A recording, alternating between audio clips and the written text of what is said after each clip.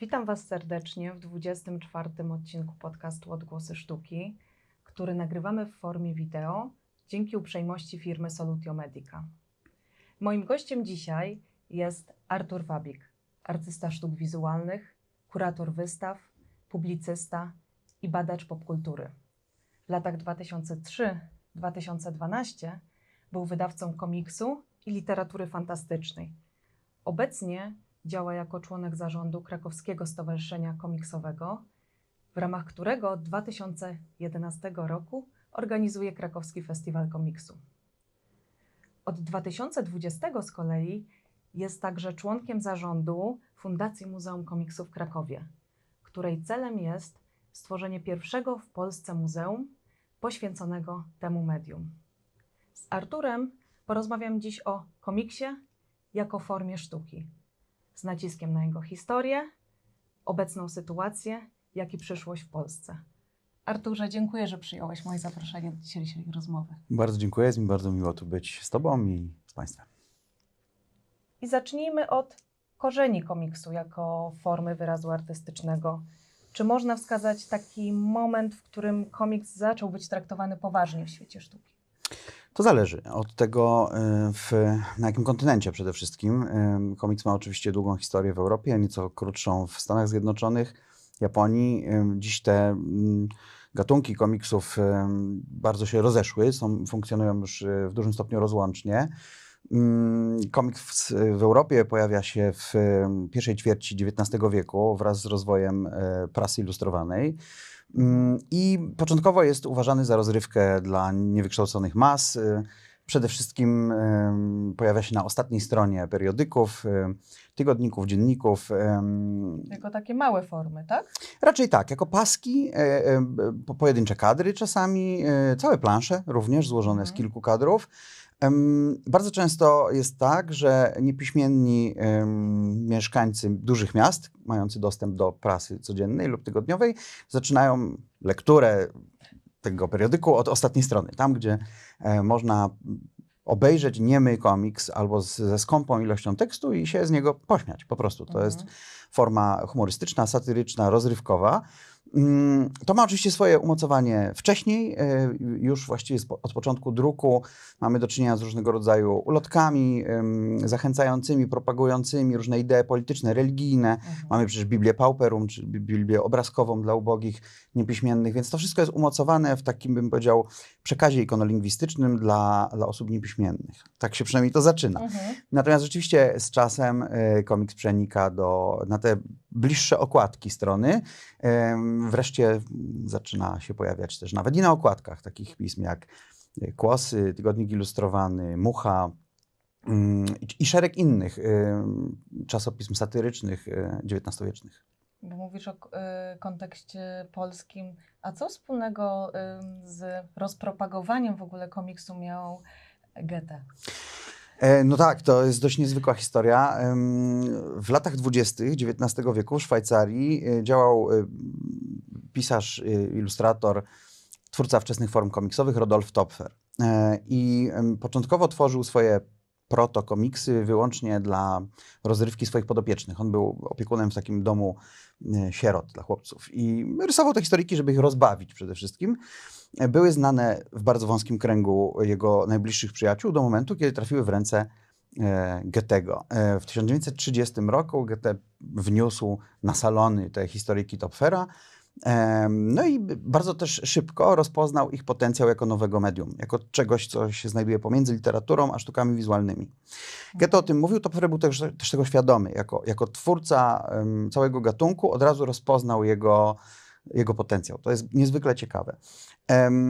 I rzeczywiście do śmierci Töpffera w 1848 roku opublikowano 7 jego zbiorów krótkich historyjek obrazkowych, które były niezwykle popularne. Początkowo oczywiście po francusku, po niemiecku, trafiły też do USA, były publikowane już wówczas w USA i też dały początek tym wczesnym formom komiksowym za oceanem. A także rzeczywiście Goethe ma tu zasługi w promowaniu komiksu u początków jego istnienia. No to z Niemiec przenieśmy się do Polski. Jak wyglądały te początki komiksu w Polsce? Jacy są pionierzy tego gatunku w naszym kraju. Żeby powiedzieć o początkach komiksu w Polsce, to musimy się przenieść nie tyle do Polski, co do Wilna i do Paryża. To rzeczywiście dość może niezwykłe, pozwól, że wyjaśnię. Dlaczego? Pierwszym twórcą form komiksowych w języku polskim był Artur Bartels, który urodził się w Wilnie, w polskiej rodzinie, posługiwał się językiem polskim, również litewskim, francuskim, wieloma zresztą językami, był poliglotą, jak to przystało na dobrze urodzonego inteligenta XIX-wiecznego. Studiował w Paryżu, gdzie bez wątpienia zetknął się z pracami Rudolfa Töpfera i prawdopodobnie nimi inspirował się, tworząc swoje historyjki obrazkowe, takie jak Łapigrosz, Pan Atanazy Skorupa, czy szereg innych. Łącznie tych historii 8 powstało, ale opublikowano tylko 3. Opublikowano je w Paryżu, w zakładach graficznych Le Merciera i ciekawostka, na klocki, na matrycę do odbitek przenosił rysunki Bartelsa Cyprian Kamil Norwid, który wówczas mieszkał w Paryżu, przymierał głodem, nie był jeszcze czwartym wieszczem, właściwie mało kto się interesował jego twórczością, brał fuchy, drobne zlecenia, no i właśnie tutaj Kazimierz Wilczyński, wydawca Bartelsa, wydawca albumu wileńskiego, zamówił właśnie przeniesienie rysunków Bartelsa na klocki drzeworytnicze przez Norwida. Norwid zrobił to po swojemu, trochę zmieniając rysunki Bartelsa, którego uważał za chałupnika. Norwid miał się tak za wielkiego twórcę. Oni znali się bardzo dobrze, bo oni chodzili do jego jednego gimnazjum w Warszawie. I oni byli kolegami ze szkolnej ławy, więc nie przypadkiem Bartels przez Wilczyńskiego skierował sprawę do Norwida, chcąc mu pomóc i chcąc też wesprzeć kolegę z dawnych lat, artystę. Natomiast potem to się skończyło awanturą. To znaczy jednak Bartels nie był zachwycony tym, jak Norwid przeniósł jego rysunki. Z korespondencji między panami wynika, że obaj zresztą byli zacietrzewieni i kolejne już historyjki Bartelsa przenosili inni rytownicy. Ale rozumiem, że Norwid poza tym, że wspomagał swojego kolegę, no to sam nie tworzył żadnych takich ilustracji ani rysunków komiksowych. Tworzył bardzo wiele ilustracji prasowych, natomiast nie miały one charakteru narracyjnego, więc trudno byłoby je określić komiksami, czy nawet wczesnymi formami komiksowymi. To jednak Bartels ma tą palmę pierwszeństwa. W 1858 roku ukazują się 3 pierwsze i ostatnie, niestety, jak się okazało, historie obrazkowe Bartelsa. Każda z nich liczy sobie 30 planż. Wydane są w formie takich tek, pojedynczych arkuszy włożonych w taką tekę. No ale to się nie spodobało chyba do końca czytelnikom ówczesnym, przynajmniej odbiorcom albumu wileńskiego. No i Wilczyński zrezygnował z wydania kolejnych, choć wiemy, że powstały. Ja miałem okazję parę lat temu robić kwerendę w Bibliotece Uniwersyteckiej w Wilnie, gdzie przechowywane są wszystkie oryginalne prace Bartelsa, 133 arkusze, które stworzył wtedy. Więc jest tych historii jeszcze kilka, które nigdy nie ukazały się drukiem i na to czekają. Planujemy publikację kompletu dzieł Artura Bartelsa, ale ponieważ zajmujemy się teraz innymi wydawnictwami, to będzie musiało jeszcze chwilę poczekać. Ale już wszystkie zdigitalizowaliśmy i jesteśmy niejako gotowi do tego, żeby opracować je. Również krytycznie, bo porównanie odbitek paryskich z oryginałami przechowywanymi w Wilnie ujawnia wiele drobnych różnic, bardzo ciekawych dla badaczy ówczesnej literatury. No i pokazuje też warsztat, jak rozumiem. Bez wątpienia. I zmiany Norwida. No a powiedz, wspomniałeś gdzieś o Töpferze na początku naszej rozmowy. Jakie jeszcze wpływy zagraniczne widzimy u polskich twórców? Na pewno nie tylko francuskojęzyczne źródła, nie tylko z niemieckojęzycznych na przykład wpływów mamy Wilhelma Buscha, twórcę przygód Maxa i Moritza, bardzo wcześnie już tłumaczonego przez Benedykta Herza w latach 20., ale i wcześniej znanego w formach niemieckojęzycznych. Po II wojnie światowej w związku z przesunięciem granic niemieckie rodziny wyjeżdżające z ziem zachodnich i północnych Polski dzisiejszej zostawiały za sobą dobytek taki mniej wartościowy. Zabierały oczywiście biżuterię, gotówkę, kruszec. No, książki z ilustracjami dla dzieci nie były może tym artykułem najbardziej wartościowym, które podczas tego wypędzenia dałoby się i chciałoby się zabrać ze sobą. I one trafiały do rąk tych powojennych osadników z Polski centralnej, z dawnych Kresów. No oni oczywiście nie czytali gotyku ani Szwabachy, więc te historie ani też w większości nie znali po prostu niemieckiego. Bywali nawet zupełnie niepiśmienni, ale te historyjki, ta część ilustracyjna jakoś przemawiała do ich wyobraźni i takie świadectwa mamy od twórców aktywnych po wojnie w okresie PRL-u, że ich pierwsza styczność czasami z historykami obrazkowymi to były właśnie książki Wilhelma Buscha. To już jesteśmy tak po wojnie, No prawda? tak skaczemy trochę, Skaczemy tak. sobie. Po tych wpływach, bo one są na różnych etapach, prawda? Czyli mamy tę połowę XIX wieku, kiedy pojawia się komiks w Polsce. Potem on, jak rozumiem, zaczyna być coraz bardziej obecny w tym okresie powojennym. Nawet powiedziałbym, że on jest już niezwykle popularny pod koniec XIX wieku na łamach prasy. Krótkie humorystyczne historyjki, na przykład Franciszka Kostrzewskiego, Kamila Mackiewicza. Kamil Mackiewicz, ilustrator, autor Przygód Szalonego Grzesia. Przez wielu badaczy uważanego za pierwszy polski komiks ze względu na periodyczność. To znaczy to był bohater, który wracał co tydzień z kolejnym odcinkiem przygód na łamach Szczutka, czyli takiego magazynu wydawanego w latach 20. w Lwowie. W języku polskim oczywiście. W ogóle mamy ten problem trochę z myśleniem o komiksie polskim. Czym jest komiks polski? Czy komiks polski powstawał podczas zaborów? Moim zdaniem tak, no, powstało w języku polskim, tak? Więc zarówno w zaborze pruskim, rosyjskim, jak i austro-węgierskim mamy przykłady komiksów prasowych w języku polskim. Ja włączam je w zasób tego dziedzictwa materialnego polskiej kultury, moim zdaniem. Natomiast wielu badaczy do niedawna jeszcze mówiło, że tą cezurą jest jednak rok 1919, odzyskanie niepodległości. Wtedy się pojawia Polska, a więc z nią pojawia się polski komiks. Nie do końca mi się to wydaje właściwe i sensowne. Z punktu widzenia na przykład takiego literaturoznawczego chyba to nie jest do końca sensowne. Ale tak, Przygody Szalonego Grzesia to jest ważny moment w polskim komiksie. 1919 rok, dlatego w 2019 roku środowisko twórców, badaczy komiksu obchodziło takie symboliczne stulecie polskiego komiksu, choć on ma już lat 170 tak naprawdę, ale... No, ale chodzi bardziej o szukanie pretekstów bez wątpienia. do popularyzowania w ogóle tego gatunku. Bez wątpienia. Wspomniałeś o ilustracji prasowej, a kiedy pojawiają się komiksy jako takie niezależne twory w formie książkowej może bardzo? To jest bardzo dobre pytanie. Tutaj też próbujemy ten moment złapać, tak jakby go przyszpilić w czasie. No, już publikacje Bartelsa w latach 50., późnych latach 50. XIX wieku są samoistne, to znaczy one nie są na łamach, ale to jest jakiś wyjątek, którego nie należy traktować jako, bardzo dużo musiało później jeszcze czasu upłynąć. Na przykład Przygody Szalonego Grzesia już w 1921 roku, jeśli się nie mylę, zostały wydane w formie książeczki. To znaczy były na tyle popularne, że postanowiono zebrać te historyjki do jednej broszurki i wypuścić je do dystrybucji takiej kioskowej osobno.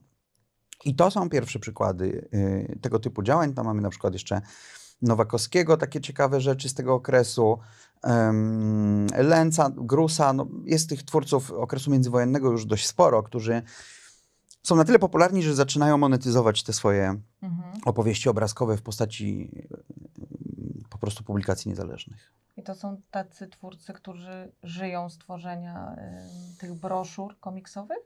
Również. Przede wszystkim z ilustrowania prasy, zrobienia karykatur, częściowo też portreciści. Kostrzewski, Lęc, Grus to byli świetni karykaturzyści. Później Walentynowicz, Mackiewicz zresztą też. Oni zresztą portretowali się nawzajem również w dowcipny sposób. W Muzeum Komiksu w Krakowie jest spory zasób oryginalnych rysunków, ale też wydawnictw, w których można prześledzić ten rozwój właśnie ilustracji prasowej tego okresu. No i potem mamy lata 30. jeszcze przecież okres międzywojenny, kiedy mamy już prawdziwy wysyp. Mamy Koziołka Matołka właśnie, Mariana Walentynowicza do tekstu Kornela Makuszyńskiego. Mamy Bezrobotnego Frącka, niezwykle ciekawą postać na Śląsku. Pierwsze polskie IP, Intellectual Property, takie, które naprawdę wyszło poza łamy komiksu, bo koncern prasowy Polonia zatrudniał aktora, który przebierał się za Bezrobotnego Frącka. To był pierwszy przykład cosplayu w Polsce tak naprawdę, już w latach 30. I on jeździł na spotkania z czytelnikami, wzbudzając wielkie zadowolenie i poruszenie, zwłaszcza wśród dzieci, ale i dorosłych, bo przygody Frącka czytali właściwie wszyscy wówczas na Śląsku. On miał taki charakterystyczny melonik, apaszkę w takie grochy. Kim w ogóle był bezrobotny Frącek? To był, no oczywiście był bezrobotny, jak sama nazwa wskazuje, zajmował się głównie konsumpcją alkoholu, bałamuceniem wdowy, u której mieszkał kątem, nie płacąc, wydobywając węgiel w Biedaszybach. I to był bohater skrojony na miarę czytelników periodyku 7 groszy, czyli to były niewykształcone proletariackie masy, które chciały czytać historię o takim równym chłopaku z okolicy, w którym można było zobaczyć trochę siebie, trochę... Którymi się utożsamiały, tak? Bez wątpienia, bez wątpienia. Zapewne stąd wielka popularność bezrobotnego Frącka, który od początku istnienia 7 groszy reklamował pismo, był obecny w winiecie pisma. Ciężarówka, która rozwoziła gazety do kiosków, miała wymalowanego Frącka na burcie, więc dzieci wołały: Frącek jedzie, wiezie gazety, prawda? Był do tego stopnia popularny, że kiedy czasopismo ogłosiło zbiórkę na bombowiec w 1938 roku, to miał się nazywać Bezrobotny Frącek. Sprzedawano cegiełki i miał... Zresztą autorzy Frącka, autor Frącka, Franciszek Struzik, wrzucał go w różne takie sytuacje polityczne, bo Frącek, kiedy już znudziło mu się konsumowanie alkoholu i wydobywanie węgla, to brał udział w wojnie domowej w Abysynii, w wojnie domowej w Hiszpanii, w wojnie japońsko-chińskiej. No, brał udział w wydarzeniach znanych czytelnikom z pierwszej strony gazety. Na pierwszej stronie gazety czytali poważny artykuł, jeśli byli piśmienni, a z tyłu mieli tą wesołą historyjkę osadzoną w podobnych realiach, tak? To też zgubiło Struzika, bo Frącek dosyć bezpardonowo rozprawiał się z nazistami, tymi z najwyższej hierarchii, Hitlerem, Himmlerem, na oczywiście łamach komiksu. No i kiedy Niemcy naziści weszli do Polski, no to mieli już listę osób i Struzik na nim był, został aresztowany i rozstrzelany. Więc no gdzieś rozśmieszanie czytelników na Śląsku okazało się śmiertelnie poważne. A dobrze pamiętam, że bezrobotnemu Frąckowi już wtedy towarzyszyły takie produkty komercyjne, gadżety tak zwane, merch. Tak jest, tak jest. To jest pierwszy przykład cosplayu, pierwszy przykład merchandise'u, pierwszy przykład właśnie IP. Wszystko, co dzisiaj mamy, figurki z postaciami z komiksów, właśnie jakieś ubrania z wizerunkami, to wszystko już istniało wtedy. Na przykład można było sobie zamówić figurkę porcelanową, produkowaną w latach 30. w fabryce porcelany w Orzeszu. Od 1937 roku one już były dostępne, nawet kustomizowane. To znaczy można było sobie... Figurka kosztowała taka mniej więcej rozmiarów tej, którą mamy na stole, 15 cm, z porcelany, leciutka. Była w kilku typach malowania i kosztowała złoty 50. To było sporo, bo gazeta kosztowała 7 groszy, jak sam tytuł wskazuje, więc złoty 50 to już był jakiś tam wydatek. Przedmiot kolekcjonerski. Tak, tak. I dodatkowo za opłatą 1 grosz za literę można było sobie wykonać dowolny napis. Jeśli ktoś był szczodrym, na przykład darczyńcą, chciał komuś dać w prezencie taką figurkę, no to mógł zamówić wykaligrafowanie napisu tam urodzinowego dla Delfiny z serdecznymi życzeniami od Artura na przykład i Muzeum Komiksu jeszcze, jeśli się zmieści, tak? Natomiast ktoś, kto był troszkę oszczędniejszy, no to może tylko imię i nazwisko. Wtedy troszkę wychodziło taniej.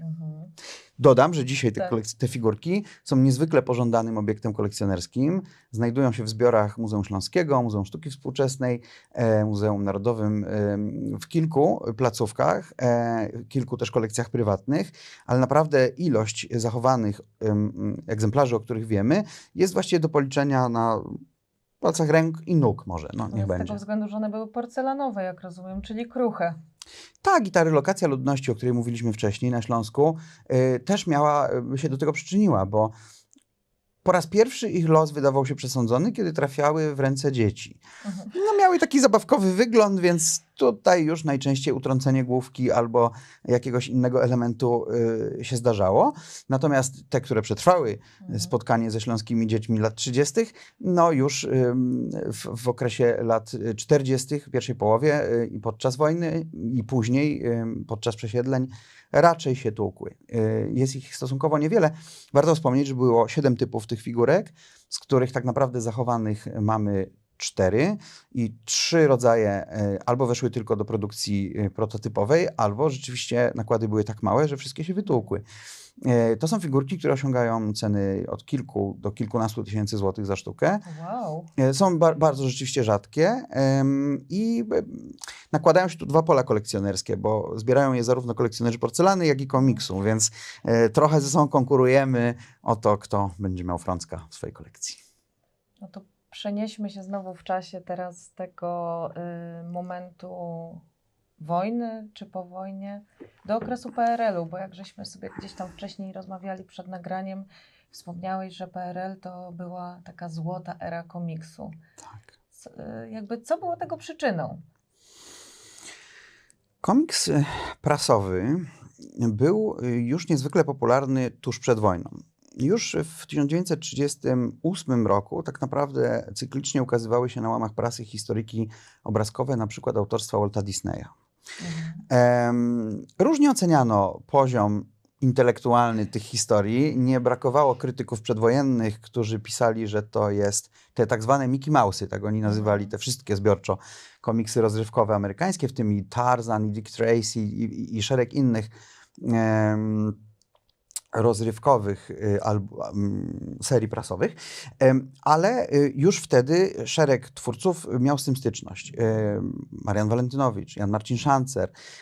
To są ludzie, którzy już wtedy pracowali z komiksem i często w redakcjach tych magazynów, takich jak Wędrowiec, Karuzela, Moja Gazetka, Mój Dzienniczek i tak dalej, i tak dalej. Głównie prasa dziecięca oczywiście. Uśmiechasz się na dźwięk tych nazw. Zachęcam do przeglądania tej prasy. Jest to możliwe u nas, w Muzeum Komiksu. To są naprawdę wspaniałe, ujmujące historyjki, zabawne i nie tylko. No, Kosiek Matołek się wywodzi przecież, ale nie uprzedzajmy. Pytasz o to, jak to było z komiksem tuż po wojnie. Otóż w pierwszym momencie takiego rozruchu wydawnictw i prasy powojennej panowało takie przekonanie, że komiks w naturalny sposób wróci na łamy tej prasy.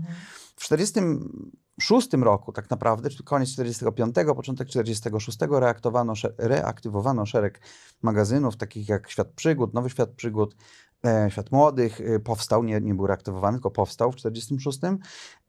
No i wydawało się, że tu komiks jest immanentną częścią takiej dziecięcej prasy, powinien się w niej pojawić. Pojawiał się początkowo, natomiast rzeczywiście szereg twórców zachęcano też do rysowania takich historii o bohaterskich partyzantach, o zdobywaniu Berlina, o tam wyłapywaniu jakichś tam jeszcze niedobitków, no i tak dalej, i tak dalej. Takie propagandowe, nie bójmy się tego. Zresztą Marian Walentynowicz od 1946 roku rysuje taką serię Don Quixote, nie, troszeczkę później, bo on wrócił do Polski w 1948 po procesach norymberskich, ale jakoś bardzo szybko zaczął rysować taką serię Don Quixote w Polsce. Marian Walentynowicz, twórca Koziołka Matołka. Tak. Makuszyński był na indeksie po wojnie, nie bardzo można było go wznawiać. W związku z tym Walentynowicz musiał się chwytać różnych prac, które mu tam zlecono i między innymi napisano mu taki scenariusz do takiej serii komiksowej Don Quixote w Polsce i to był no, dosyć taki nachalnie propagandowy komiks, tak oględnie rzecz ujmując, o czynach społecznych, o odbudowie, o walce z szabrownictwem, rozkłaczaniu i tym wszystkim, co... Ale może do meritum. Chcę powiedzieć tylko, że po okresie jakiegoś takiego początkowego, po jakiejś takiej próbie rozruchu na nowo komiksu, bardzo szybko w myśl panującego stalinizmu jednak odcięto się od komiksu jako takiego zgniłego, amerykańskiego, imperialistycznego medium zatruwającego umysły proletariuszy, robotników i socjalistycznej młodzieży. To komiks był no go. I taka sytuacja utrzymywała się tak naprawdę do mniej więcej końca lat 50., początku 60., kiedy przypomniano sobie gdzieś w partii, że to właściwie może jest niezły pomysł, żeby trochę podziałać na rzecz naszej sprawy. Mam na myśli przede wszystkim ocieplanie wizerunku służb mundurowych, takich jak wojsko, milicja obywatelska. I tak dalej. Ludowe Wojsko Polskie oczywiście, żeby było jasne. Więc takie serie, już też później, serie typu Pilot Śmigłowca, Kapitan Żbik, Kapitan Klos, to one były skrojone na taką miarę propagandową, ale już z biglem, z czymś takim, to nie były te pierwsze powojenne, toporne opowieści, których nikt nie chciał czytać i odrzucające, tylko one już były takie rozrywkowe. Ten Kapitan Żbik to był polski James Bond, tak? To był taki, no oczywiście w tych nieco paździerzowych, tak, realiach, dokładnie, no ale on tam miał jakieś gadżety, tam pozytywka z zapalniczką z pozytywką, przepraszam, odwrotnie, ale no, szereg jakichś takich, które kojarzymy ze szpiegowską literaturą i później coś filmem. o nakładach komiksu, bo to mnie wtedy, ówczesnych, bo to mnie, muszę przyznać, szokowało, że były one tak wysokie. Tak, ten złoty okres komiksu polskiego to są lata 70., 80. I wówczas komiks przede wszystkim skierowany do dzieci i młodzieży osiąga niebotyczne wprost nakłady. Mówimy o nakładach rzędu 100, 150, 200, nawet w wyjątkowych wypadkach 250 tysięcy egzemplarzy. Egzemplarzy, czyli... Dzisiaj możemy o tym pomarzyć. Tak, myślę, że nigdy już, no, tak mi się zdaje przynajmniej, że nigdy już wydawnictwa obrazkowe, ani nawet literatura głównego nurtu nie dojdą do takich nakładów. Ale musimy też pamiętać, że to nie było podyktowane zapotrzebowaniem, tylko przydziałem. Tak? To była gospodarka centralnie planowana i ktoś gdzieś w centrali decydował, że drukujemy komiks Baranowskiego, Rosińskiego, Christy, Charlotte Paweł czy innego popularnego wówczas artysty.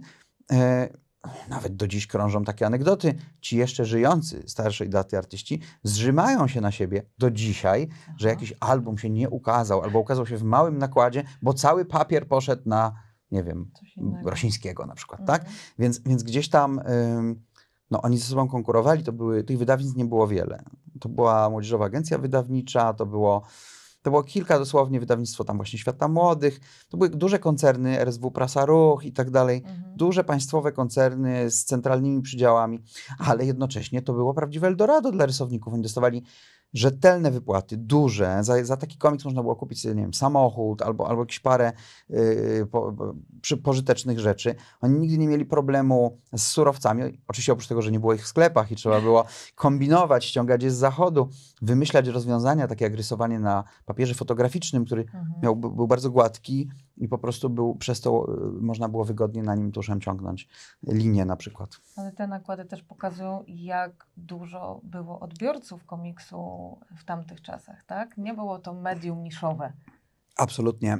Odbiorców było nawet więcej niż były nakłady, dlatego że kiedyś żyliśmy w takim, ja to trochę pamiętam, już nie bardzo mocno, ale moi rodzice i inni nasi poprzednicy żyli w takim systemie recyklingu kultury. To znaczy każdy egzemplarz gazety, każdą książkę czytało kilkanaście osób. To pożyczano sobie szanowano książki, gazety, zbierano. To dzięki temu my dziś możemy w Muzeum Komiksu zbierać te stare gazety, bo ci ludzie ich nie wyrzucali, tylko oni składali je w stosy, zszywali czasem, oprawiali w twarde oprawy, w takie zbiorcze wydania, po to właśnie, żeby zachować takie gazetki jak Płomyk, Płomyczek, Świerszczyk, Miś. Mówię teraz o dziecięcych, ale oczywiście też te typu Szpilki, Karuzela, Fantastyka, to bardzo często te roczniki można kupić na bazarze, na przykład pod halą targową, na giełdzie kolekcjonerskiej czy gdzieś, więc inne było podejście i jeśli komiks miał 100 tysięcy nakładu, to jestem absolutnie przekonany, że przeczytało go 300 tysięcy osób, ten komiks, bo każdy ten egzemplarz przechodził z rąk do rąk, 2-3-krotnie. Ja pamiętam, pożyczaliśmy sobie Tytusy, Klosy i Torgale na podwórku, no, wśród sąsiadów najbliższych, kiedyś się mieszkało po sąsiedzku, osiedla nie były grodzone, więc można było sobie przekazywać te komiksy i tylko trzeba było pilnować, żeby wróciły do ciebie. Wielokrotnie w tej rozmowie pojawia się pojęcie Muzeum Komiksu. Może powiedzmy sobie o jego początkach. Jak w ogóle wymyśliliście tę ideę, że trzeba stworzyć taką instytucję w Polsce? Muzeum Komiksu, Fundacja Muzeum Komiksu, bo jesteśmy fundacją, została powołana w grudniu 2020 roku, a więc wkrótce, za pół roku będzie 5-lecie istnienia tej organizacji. Ale oczywiście nasze myślenie o Muzeum Komiksu, dążenie do niego jest dłuższe. Jest nas 3. Ja, Artur Wabik i moich dwóch przyjaciół, Tomasz Trzaskalik i Wojciech Jama. Każdy z nas urodził się w nieco innej epoce. Ja mam 40 kilka lat, mój kolega Tomek 50 kilka, a nasz trzeci kolega Wojciech ma już 60 kilka lat. I jak gdyby to też powoduje, że dorastaliśmy w nieco innych kulturach komiksowych. Inne tytuły były dla nas ważne, inni autorzy. Wojtek kupował komiksy przede wszystkim prasowe. Tomek już częściowo bardziej albumowe. Ja już zupełnie właściwie komiksów na łamach prasy prawie nie pamiętam. Otarłem się o jakieś ostatnie numery Świata Młodych jeszcze w latach 80. i... Czyli wszystko to wynikło z takiej pasji kolekcjonerskiej po prostu? Bez wątpienia. Bez wątpienia. Najstarszy z nas, Wojciech, zbiera komiksy już ponad 2 dekady.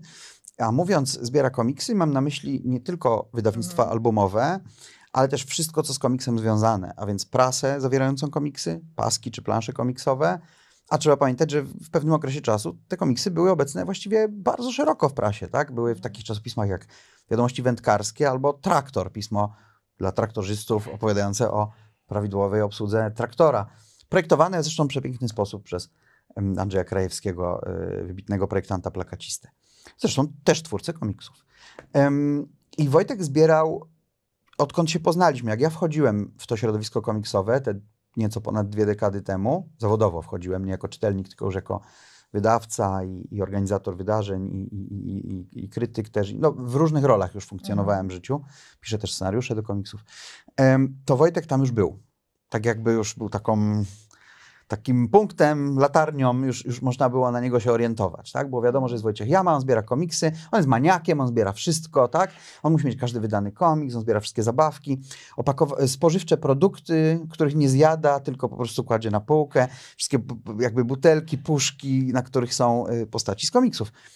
Bo trzeba pamiętać, że w okresie PRL-u te postaci z komiksów funkcjonowały na bardzo wielu produktach, bardzo często bez wiedzy autorów. Na przykład Anna Hoffman, autorka Gąski Balbinki, po emigracji do Londynu pisała w listach, że jej to właściwie nie przeszkadza, że oni produkują, w sensie w kraju wytwórcy, państwowi wytwórnie, produkują produkty z Gąską Balbinką, tylko czemuż one takie brzydkie? To było jej zmartwienie. Oni byli tak przyzwyczajeni do tego, że właściwie nie da się uzyskać żadnych honorariów za dodatkowe wykorzystanie tych własności intelektualnych, że właściwie już tylko im zależało, żeby to jakoś wyglądało. Mówimy o opakowaniach na AGD, tak? Na mydło, proszek do prania, jakiś płyn do płukania, wiesz, mydełka z kurczakiem ptysiem i z Gąską Balbinką z lat 60., 70. Wojtek ma w kolekcji takie rzeczy. To są niezużyte mydełka. On się nimi nie myje, tylko on je zbiera, kładzie na półce w takich w opakowaniach z tymi postaciami. Więc Wojtek zbiera też przedmioty użytku codziennego, opakowania spożywcze. No wiadomo, że jak czekolada, no to zjada i wypycha tam starannie, żeby to wyglądało tak, jakby tam w środku. Więc jest takim kolekcjonerem absolutnym. To znaczy nie zbiera wyłącznie muzealiów, tak jak my byśmy to rozumieli, czyli oryginalnych plansz, komiksowych rysunków, szkiców, jakichś artefaktów, procesów produkcyjnych komiksu, rzadkich wydań, broszur, druków zwartych i ulotnych. To się wydaje naturalne dla muzeum. Natomiast zbiera też te rzeczy takie, które się wydają trochę niezwykłe z punktu widzenia muzealnika, czyli właśnie przedmioty codziennego użytku. Zabawki, figurki, również dziś produkowane. No Wojtek nie przepuszcza jak gdyby nikomu, znaczy żadnej postaci komiksowej i zbiera wszystko. Tomek z kolei jest architektem z wykształcenia i ma trochę inne podejście.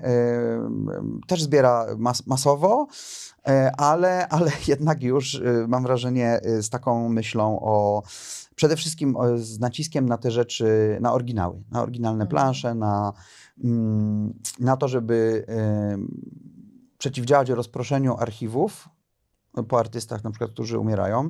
I w ogóle już trochę przechodzę do tego, czym my się zajmujemy jako fundacja, tak? Bo każdy z nas kolekcjonował na własną rękę. Wojtek, Tomek i ja zbieraliśmy komiksy i rzeczy związane z komiksem. I mieliśmy ich dużo.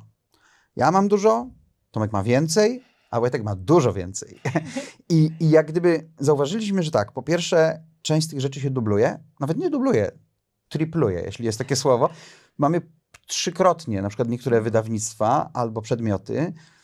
No i teraz jak gdyby scalamy te kolekcje po to, żeby, nie żeby się pozbywać, bo to też nie o to chodzi, tylko żeby zrozumieć tak naprawdę, czym dysponujemy, czego nam brakuje co jest reprezentowane, co jest nadreprezentowane w tych zbiorach, a co jest niedoreprezentowane i trzeba to na przykład dokupić. Więc jakby połączyliśmy te siły, żeby też dlatego, że przestaliśmy się mieścić w naszych domach po prostu. Wojtek ma całe piętro w domu przeznaczone tylko i wyłącznie na swoją kolekcję. Tomek też ma znaczący część swojego mieszkania, kilka pomieszczeń to są komiksy. No i ja również, więc jak gdyby w mniejszej oczywiście nieco skali. Więc zaczęły nam się te rzeczy po prostu przestawać mieścić. Też trochę przestaliśmy kontrolować wszyscy, co już mamy. Wiem, że Wojtek zdarzało mu się kupować na przykład dwukrotnie coś, bo po prostu nie pamiętał, że już to ma. Wojtek oczywiście ewidencjonuje swoje zbiory, Tomek też, ja też, ale dopiero jak założyliśmy fundację, to wzięliśmy się za to na serio, tak? Czyli założyliśmy jakieś wspólne bazy danych, jakieś arkusze kalkulacyjne, zatrudniliśmy ludzi, którzy inwentaryzują. Mamy również stażystów, praktykantów, którzy to po prostu wbijają wszystko w tabelki, oceniają stan zachowania tych obiektów i tak dalej, i tak dalej. No już wykonują... Zaczynacie już działać tak muzealnie. Tak, to było zawsze naszą intencją. Od samego początku Wojtek Jama mówił o tym, że on dąży do utworzenia placówki muzealnej w oparciu o ustawę o muzealnictwie, nie jakiejś instytucji na przykład samorządowej, instytucji kultury, którą można utworzyć, ale i zamknąć jedną uchwałą na przykład Rady Miasta czy rozporządzeniem prezydenta danego miasta, tylko raczej, żeby to było muzeum oparte o Ministerstwo Kultury. I tak jest stworzony statut naszej fundacji i takie są nasze dążenia. Nasza fundacja ma trwałość, która ma nas przetrwać, to znaczy ona po naszej śmierci fundatorów przechodzi na kolejne osoby, jest dziedziczona na osoby, które mają to w naszym imieniu dalej prowadzić. I jedyną osobą czy organizacją, która może rozwiązać naszą fundację, jest minister kultury, więc jak gdyby tak jest wpisane w statut i chcemy, żeby fundacja trwała i instytucja, która wyrośnie na jej fundamencie, była trwała. A spróbujmy sobie zestawić Fundację Muzeum Komiksu z Centrum Komiksu, które funkcjonuje w Łodzi. Czym różnią się te dwa podmioty? Niezwykła inicjatywa łódzkiego środowiska komiksowego z Adamem Radoniem, Piotrem Kasińskim, Anną Birek na czele. Wyrosła na fundamencie Międzynarodowego Festiwalu Komiksu i Gier w Łodzi, który w tym roku będzie miał, jeśli dobrze pamiętam, 36. edycję, a więc to jest już wydarzenie, które trwale wpisało się w krajobraz kulturowy nie tylko Łodzi, ale całej Polski i całej Europy, bo to jest największy festiwal komiksu w tej części świata. A Krakowski Festiwal Komiksu w tym roku? Nasz festiwal w tym roku 14 raz, nieco młodszy, również mam nadzieję dobrze wpisany w krajobraz wydarzeń kulturalnych, przynajmniej naszego miasta, jeśli nie całego regionu. Mamy około 3000 osób na tym festiwalu co roku. No do Łodzi przyjeżdża 30 000 czy nawet 40, więc... Wow. Ale trzeba też pamiętać, że Łódź ma ten komponent gier wideo, gier planszowych, którego my, gier karcianych i tak dalej, którego my trochę staramy się ciągle unikać. Nie chcielibyśmy, my organizatorzy Krakowskiego Festiwalu Komiksu, aby ten komiks nam się roztopił, został w jakiś sposób pochłonięty przez inne media popkulturowe, które lubimy. Ja jestem graczem, gram w gry wideo odkąd pamiętam, tak, od dziecka i mam PlayStation, sobie tam wieczorami lubię zagrać, tak, i to jest wszystko super, nie? Natomiast my robimy festiwal komiksu, czy też sztuki komiksowej, jeśli tak może lepiej nawet to określić, chociaż nie ma tego w nazwie naszego festiwalu, i wolelibyśmy, żeby tak pozostało. Zależy nam nawet kosztem utrzymania pewnego kameralnego charakteru, chociaż nie wiem, czy impreza na 3000 osób jest kameralna, ale, No właśnie. ale nawet kosztem utrzymania troszeczkę mniejszej może frekwencji, nie chcemy rosnąć za wszelką cenę, chcemy, żeby nasz profil był wyrazisty. I nie krytykuję festiwalu w Łodzi, to znaczy to jest świetna impreza, druga największa po Pyrkonie chyba w Polsce impreza w ogóle popkulturowa, fantastyczna, nazwijmy to, tak? Science fiction, fantasy, komiks i tak dalej, manga, anime. Natomiast my wybraliśmy nieco inną drogę. Wracając do centrum, Centrum Komiksu i Narracji Interaktywnej w Łodzi. Także organizuje wystawy, prawda? Ma działalność edukacyjną. Tak. Organizuje festiwal. Tak. Właściwie robi bardzo wiele rzeczy, które my też robimy. Dużo większej skali funkcjonują niż my. Natomiast oni są jednak centrum. To znaczy oni mają swoją kolekcję oryginalnej sztuki komiksu, kupują plansze, kupili ich dość dużo.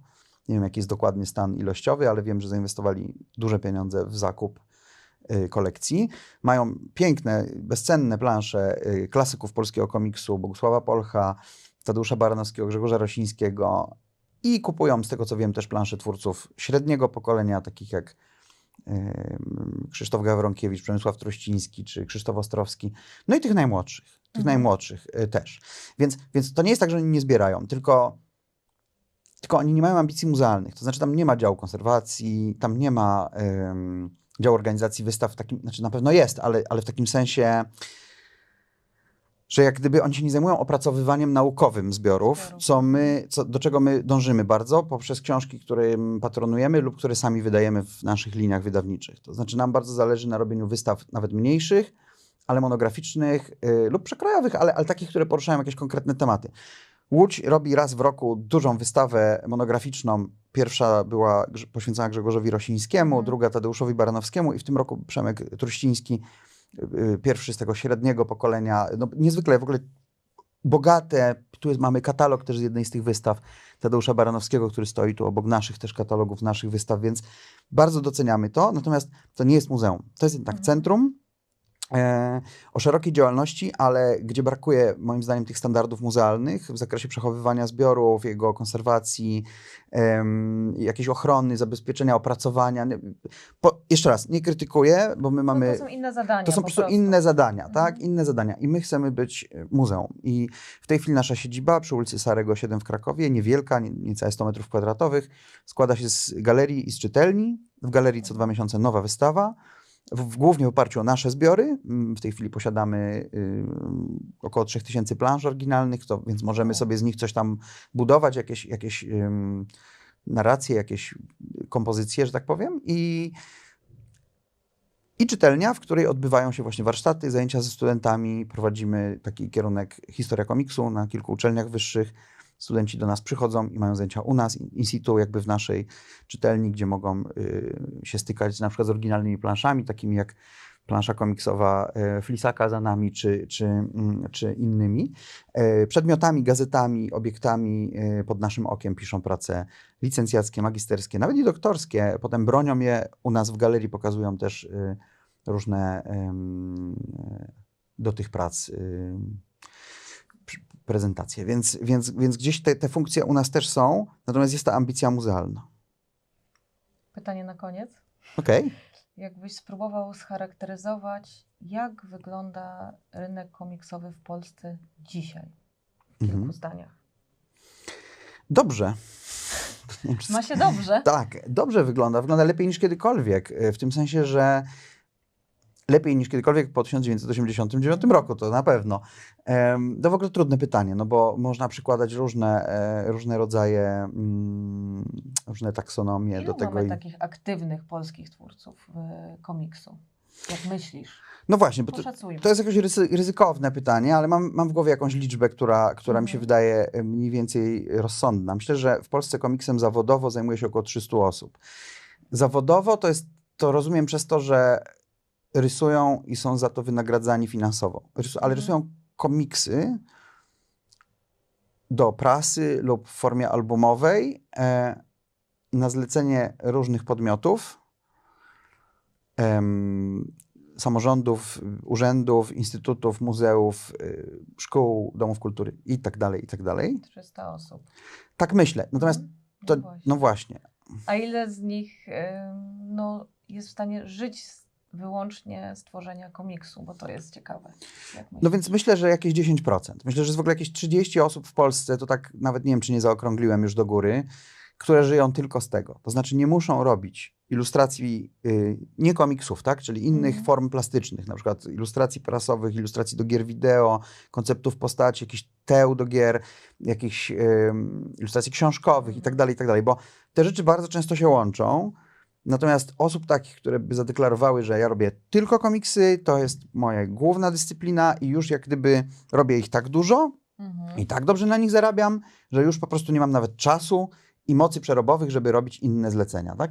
To myślę, że takich osób jest bardzo niewiele. A wiemy, jakie są nakłady komiksów w Polsce? Wiemy. Nie są duże. Natomiast jest dość duży wolumen ogólny, wydawniczy, roczny.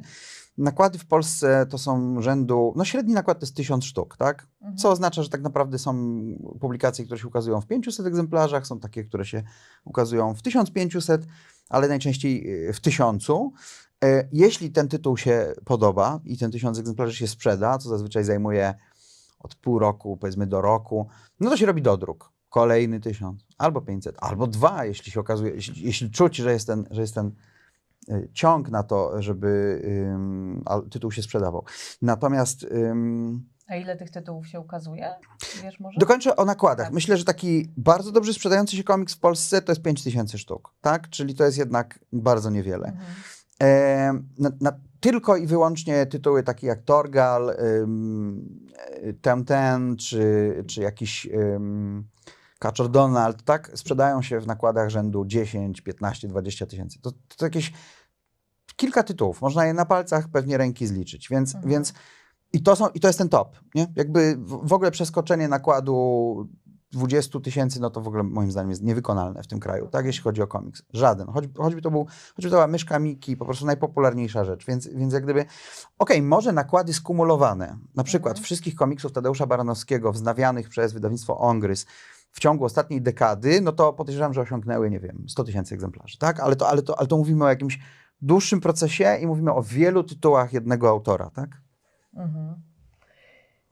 Dobrze. Aha, pytałaś jeszcze o ilość. Tak. Myślę, że około 1300-1400 tytułów rocznie, z czego około połowa to jest manga, komiks japoński, który jest niezwykle popularny. Z tej drugiej połowy myślę, że znów połowa to jest komiks amerykański, superbohaterski, który ciągle wspierany przez filmy kinowe z tego MCU tak zwanego, czyli Marvel Cinematic Universe, po prostu tą sprzedaż podbijają. No i z tej ćwiartki, która nam została, w której mieszczą się jakby wszystkie inne komiksy, czyli niezależne komiksy amerykańskie, komiksy europejskie, frankofońskie, czy franko-belgijskie, niemieckie, tutaj wschodnioeuropejskie, tak?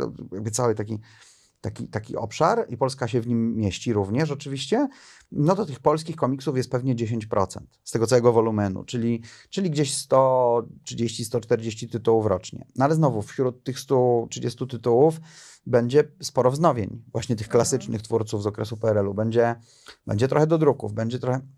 Więc takich premierowych tytułów jest pewnie z 80, może 90, no nie wiem, tak strzelam.